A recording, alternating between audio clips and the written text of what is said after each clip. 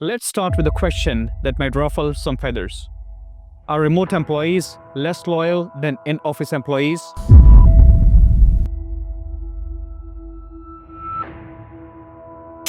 Now, if you ask a traditional CEO, they'll probably say, yes, of course. If employees aren't physically present, they aren't engaged. They can ghost you anytime. But ask a remote worker and they'll tell you, are you kidding? Remote work is the reason I'm still here. So, which one is it?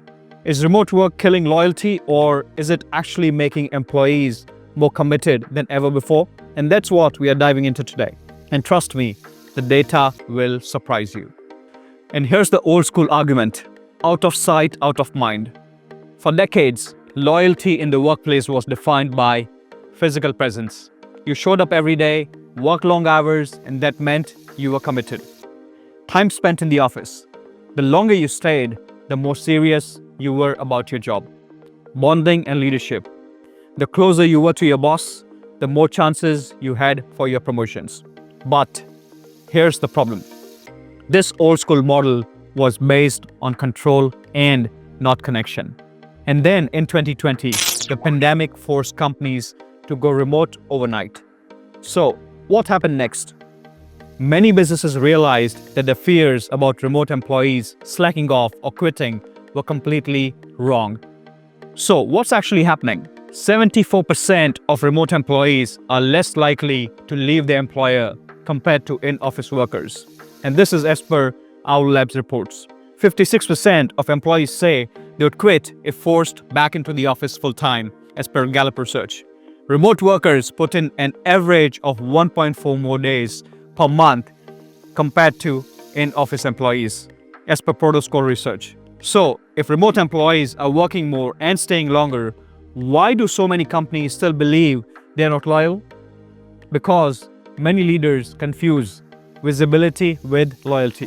What actually builds loyalty? Loyalty isn't about where you work, it's about how connected you feel to your company. And remote workers, they leave when they feel disconnected from the company culture, when they don't see a clear career path, when they lack recognition from the leadership. But when companies get remote culture right, employees stay longer than ever. Let's take some real-world examples. Dropbox, they switched to a virtual-first model. They found that employees become more engaged because the company focused on intentional collaboration instead of just being online 9 to 5. Spotify, they launched work-from-anywhere policies, and their attrition dropped. Employees weren't just staying, they were thriving.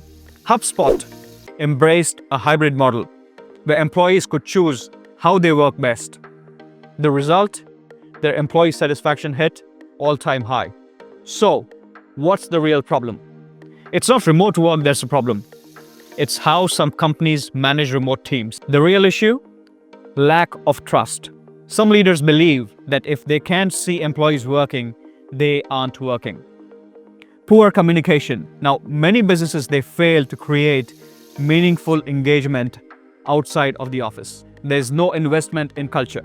If your company only relies on Zoom calls and emails, of course, employees will feel detached.